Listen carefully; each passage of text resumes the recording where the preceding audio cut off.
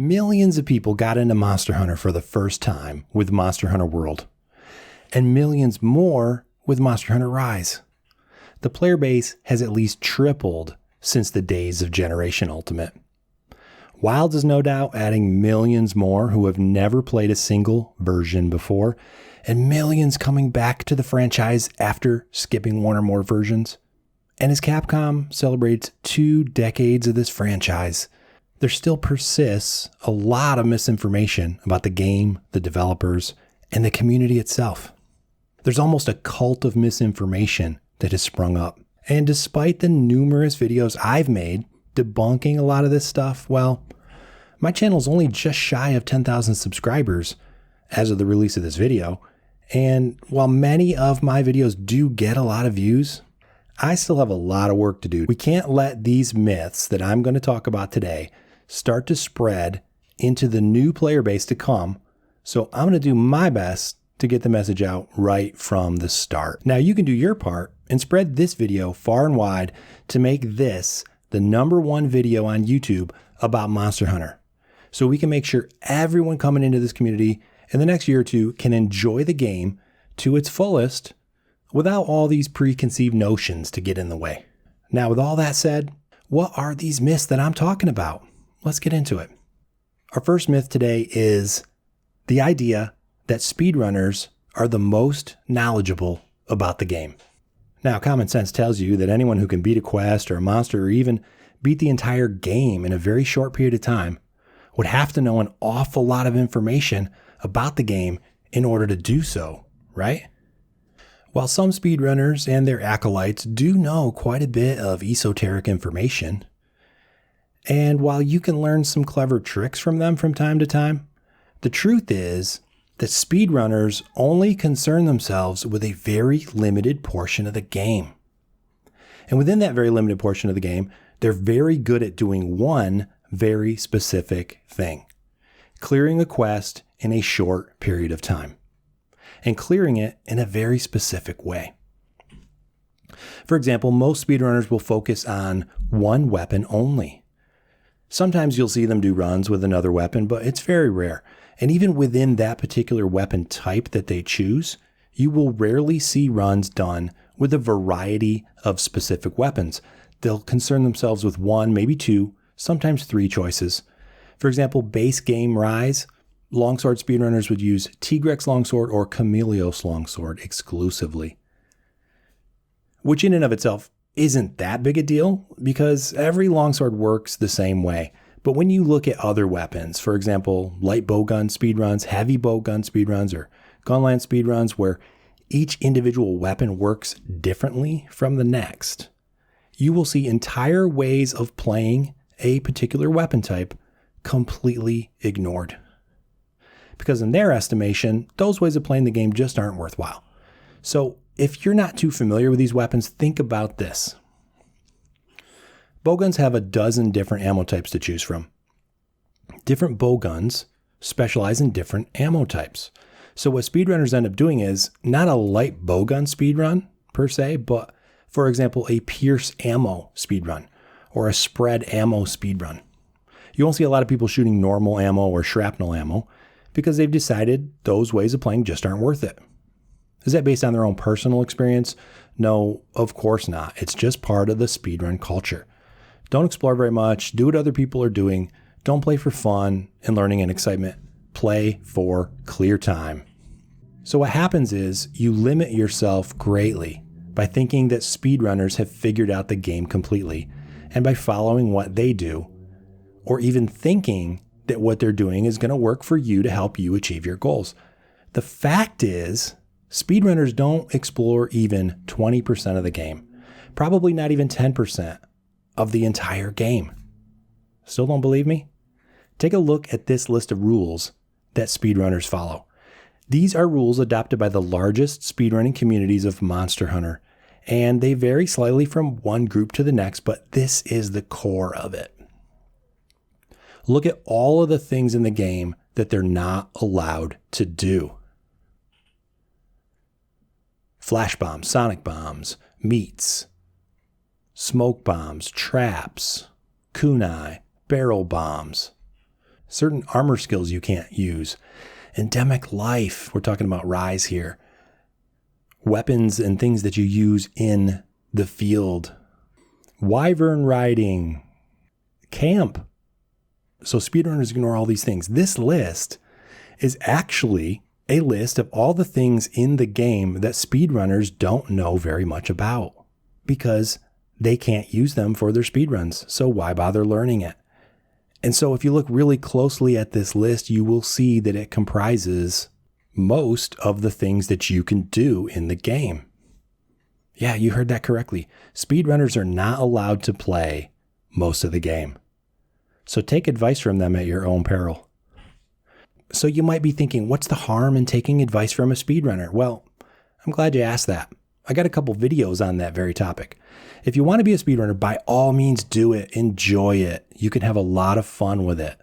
If you want to play the game and enjoy the game, then speedrunning is not going to help you explore everything that Monster Hunter has to offer. Another very persistent myth in the Monster Hunter community is the idea that adding defense to your build is not going to help you in the long run, and in fact may hurt you and prevent you from learning how to play the game and enjoying it to its fullest. Now, the truth is nearly everyone benefits from defense, even players at the highest skill levels, but this myth persists. The logic of the myth goes something like this. You only have a limited number of skill points that you can fit into any one particular build, so any skill points invested in defensive armor skills would be better spent investing in offensive armor skills so that you can do more damage. Again, common sense rears its ugly head. It sounds pretty straightforward on its face, but there are two fallacies that underlie this logic and render it false. The first fallacy is that offense and defense are zero sum. What that means is every defensive skill that you add to your build requires that you must lose an equal and opposite amount of some offensive skills. And this is just patently false. When adding offensive skills to your build, every bit you add has diminishing returns. Some offensive skills will give you, say, a 20% bonus, and some will give you, say, a 3% bonus. So it gets to a point where you're adding just a little bit more attack power, trying to squeeze out every last drop. If you instead took those points and put them into defensive skills, you'd get a huge return on that investment, a bigger return than what you would get from adding those last few offensive skills. The second fallacy underlying this faulty logic of defense being useless is the fallacy that every player is going to eventually be good enough at the game that they won't need any defensive skills because they won't get hit. I got to ask you this question. Do you ever think you will get to that point yourself? To the point where you will never get hit in a quest? Do you even want to work toward that as a goal? No, I didn't think so. It's kind of like saying, why buy that affordable smaller house now when you can buy the mansion later on after you've become a millionaire? Now that logic makes a lot more sense when you're 12 years old and you have zero perspective on how life actually works, which probably explains why so many 12-year-olds promote this offense-only thinking. No offense to 12-year-olds. The longer you live, the more you realize how much work it takes to become a millionaire and how much more important and valuable other things in life are than the dogged pursuit of money. Like enjoying yourself, like enjoying time with your friends and family, like being comfortable, like not slaving away, working for someone else 16 hours a day, trying to fulfill someone else's goals rather than your own. Likewise, the more you play Monster Hunter, the more you realize that the fun times you have are those spent playing with friends and doing wild and crazy shit and actually completing quests and progressing through the game without having to train like it's a job. So in the end, the real value of defensive armor skills is that you will enjoy more of the time you spend playing the game and to be far less likely to quit due to burnout and dissatisfaction. Our next popular myth is not really related to speedrunners or elitism in the traditional sense. It's a myth that gets promoted by all different types of players, even veterans of the game who've been playing it longer than I have. Even people who aren't that good at the game, but just really, really enjoy it. This is the idea that there is in Monster Hunter a weapon that puts the game in easy mode. Now, the truth is that there is no one single weapon that is easy mode for Monster Hunter. And this is easily demonstrated by the fact that different people have different ideas as to which weapon is actually easy mode. Some people say longsword's easy mode. Looking at you, Rurikon. Some people say light bowgun is easy mode. Looking at you, Hero. Okay, I know Hero's only half kidding when he says it, but Rurikon is 100% angry about the fact that longsword is easy mode and his chosen weapon Gunlance is not. But again, it depends on who you ask. Because in Sunbreak, with the latest updates applied, I've heard several people say that Gunlance is easy mode. So who's right? They can't all be easy mode, can they? Heavy bowgun, put a shield on it, easy mode. Dual blades, jack up your elemental and spam a few specific attacks, easy mode. Bow, it's way too powerful, right? Easy mode. The list goes on and on. In fact, the list has 14 items on it. How can every weapon be easy mode? This myth debunks itself quite easily once you start really looking at it. So how could this idea possibly persist so long and be so pervasive? How are we still even having this conversation? Because the truth is, what's easy for you isn't easy for everyone else. Different people find different playstyles easier than others. This is, in fact, the very reason why there are 14 different weapon types in the game with 14 very distinctive ways of playing in the first place. The developers wanted to give people enough options so that they can find one or two that they really gel with, so that every gamer can find a way to engage with Monster Hunter that feels natural to them and to find a playstyle they can enjoy without a huge amount of effort trying to learn the system. When you lower the barrier to entry like this for enough people, without sacrificing overall game difficulty, you end up with a very successful game. So when you hear someone complain that a particular weapon is easy mode and they sound kind of bitter about it, well, that person just doesn't realize that the weapon they think is so easy is the weapon they're just naturally good at. It's the weapon that fits the way they naturally engage with their controller or the keyboard and mouse, the way they engage with the monster, and how they think about the game on a subconscious level. That bitter person likely has an emotional investment in another weapon, and they don't want to accept the fact that, for example, longsword is just a better fit for them.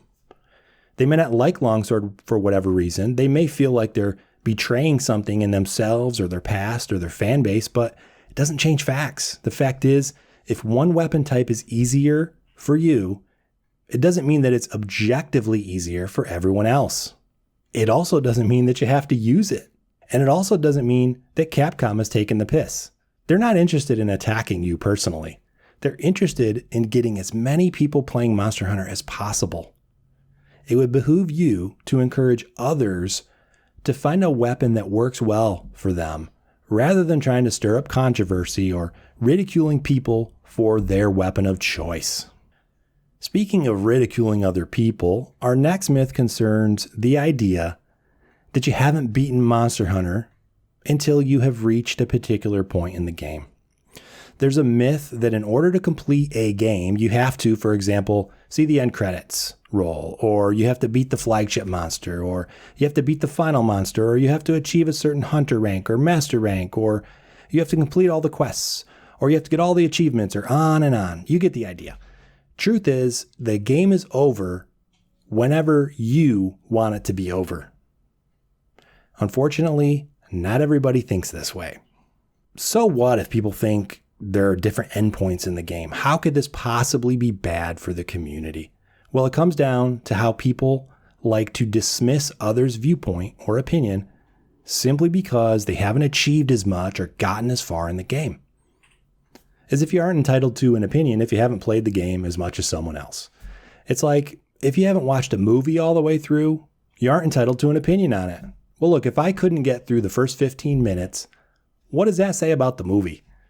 But even still, with games, it's a little different because you can get through the first 25% of a game, feel completely satisfied, and actually have a positive opinion about it, and never play the game again. Here's a little known fact.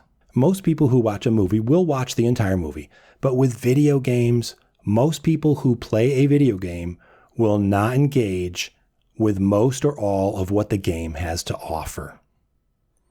And despite that, most people will enjoy their time with the game, no matter how limited it is. And what a lot of us don't realize is that while some game developers don't work this way, Capcom designs their games so that people who don't 100% a game will still be able to enjoy it and feel a sense of accomplishment and fulfillment. There are built into Monster Hunter several exit points. Several places where people can stop playing and feel like they've beat the game. By design, you don't sell tens of millions of copies of a video game without having these exit points. Because there aren't 20 million people out there who all have 100%ed the same game. Has this ever happened with any game ever? 20 million people 100%ing a particular game? I would bet not. So if you design your game in such a way that people will not feel fulfilled unless they 100% it, then most people who play your game will walk away with a negative opinion of it. And that's bad for business. Some of you who play more video games than I do might even be able to name a few games that are like this. So since the game is designed to have several exit points, then it's elitist to dismiss someone else's opinion of the game simply because they haven't reached the same exit point that you have. After all, they have engaged with the game the way the developers intended, and so have you. Therefore, you're both entitled to your opinion, and both of your opinions are equally valid. Now, if someone comes into Monster Hunter, plays exclusively multiplayer, and simply trolls everyone the entire time, then goes and writes a negative review on the game, you are right to and should dismiss their opinion, because they have not engaged with the game the way the developers intended. Nobody's forcing you or anyone else to play the game the way you're quote unquote supposed to, but you'd be within your rights to tell them to bark up another tree. Take a look at Reaver Jolt, another great YouTube channel. He plays Monster Hunter in some of the craziest, most creative ways I've ever seen. Beating the game without sharpening, beating the game without attacking, just a ton of wild and crazy stuff. And he does this because he loves the game. But just imagine if someone played Monster Hunter and refused to sharpen their weapon, then went on Steam forums and wrote a negative review saying this game sucks hard. Well, I'm pretty sure everyone would think it was a shitpost. But if somebody goes on Steam forums after beating Narwa and says, yeah, I didn't really care for the game, well, Narwa is a built-in exit point. And if you don't enjoy the game by the time you beat Narwa, you are well within your rights to complain about that because Capcom failed you. And Capcom will acknowledge this. So don't tell people like that they're wrong or they're stupid. It only makes you look like an elitist gatekeeping snob. Our final myth is probably the most persistent myth out there about Monster Hunter. Even though I've debunked it on several occasions, there is a flat out refusal to listen even to Capcom themselves on this matter, or even to read and compare lists of names. What am I talking about here? The myth that there are two distinct Monster Hunter development teams, the mainline team and the portable team.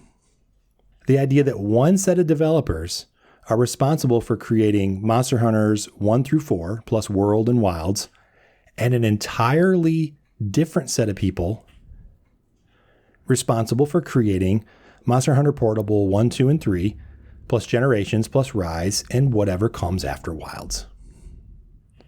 The truth is, there are two Monster Hunter directors, and the teams are fluid and have great overlap in personnel. What's more, they each build on each other's work. rather than maintaining two separate lines of development. It gets even more complicated now by the fact that we have executive directors and then regular directors working alongside them. And historically, it's even more complicated than how the myth dictates by the fact that the G-Rank expansions were often created by entirely different people, sometimes from the other team. I can understand where the myth comes from. Early on in the days of Monster Hunter, there were two separate teams, but only to the extent that back then you had to have different people on your team based on the platform which you were targeting. Software development worked very differently back then. Today, games are made on one system and targeted for build and distribution across a multitude of systems. And Capcom has thousands more developers than they did back in the day. So the people designing Monster Hunter games don't need to know anything about the underlying hardware like they had to 20 years ago. What's more important these days is your familiarity with the different game systems, the monsters, the lore, the weapon mechanics, and how well you work with other people. Do you really think Capcom would wall off 50% of their Monster Hunter talent from the other 50% and force each side to do all their own work? Of course not. That's ridiculous. They would rely on the shared knowledge and skills that everyone brings to the table. It takes hundreds of people to create a Monster Hunter game, and they don't all work on the game at the same time. So it's very simple to schedule people across multiple Monster Hunter games. Where you're going to see the biggest difference in personnel from one title to the next is at the very top only. The people who are directly and ultimately in charge of the final product that gets shipped. And that consists of only about 3 people for each game. And the only reason Capcom continues to have 2 sets of directors is because it takes so long for them to complete development of a new Monster Hunter game from start to finish that they want to be able to release a new Monster Hunter title more quickly than it takes to complete development on one. For example, if it takes 6 years to develop a new Monster Hunter title, they don't want to wait 6 years in between game releases. They want to wait at most 3 years in between new title releases. The only way to achieve that is to develop 2 games in parallel. And so you need 2 sets of leadership to handle that development process. You don't need 2 entirely separate teams from top to bottom. Capcom has 3,000 developers in their developer pool that they can pull from to work on any project at any given time. And so people with particular Monster Hunter skill sets are going to work on whatever title the directors request them to work on. And thus, we have Kaname and Ichinose taking turns guiding the development of each new Monster Hunter title. But even after all that, knowing that there's 2 different sets of directors, 2 different leadership teams, let me ask you this question. Do you think that Kaname doesn't sit down with Ichinose to discuss Monster Hunter Wilds? Do you think those conversations never happen? Do you think he refuses to draw on any of Ichinose's ideas and advancements? If so, if you believe that, you're far more naive than you give yourself credit for. But look, who cares what the reality is inside of Capcom? Why is this even an issue? Isn't it just a matter of trivia, something for Monster Hunter fans to discuss when they have nothing else to talk about? Just a mere curiosity for the curious? Unfortunately, no, it's not a trivial matter. This myth that there are 2 distinct Monster Hunter teams is, in my view, the primary reason why there is such division within the Monster Hunter community. This one myth accounts for most of the tribalism and animosity you see between Monster Hunter fans. And I think this one myth does the most damage in terms of growing the player base. So many people refuse to play one or the other game simply because of the assumptions they make about it based on which quote-unquote team made the game. So yeah, I think it is important to understand how things work behind the scenes so we can far better appreciate what's going on at Capcom and not dismiss 50% of the Monster Hunter titles based on a fallacy. Now, these are just 5 of the most persistent myths in the Monster Hunter community. There are more. Feel free to put more in the comments. Spread the word. If you guys like this video, I will make more. So anything you want to see in the next one, just leave me a note down below. This is the kind of work that needs to be done to help more people enjoy more of the game and enjoy most of their time playing it. That's what I'm all about here on this channel. You can support my work through Patreon and by liking the video and subscribing to the channel. I'll see you guys in the next one. Thanks for taking the time to listen.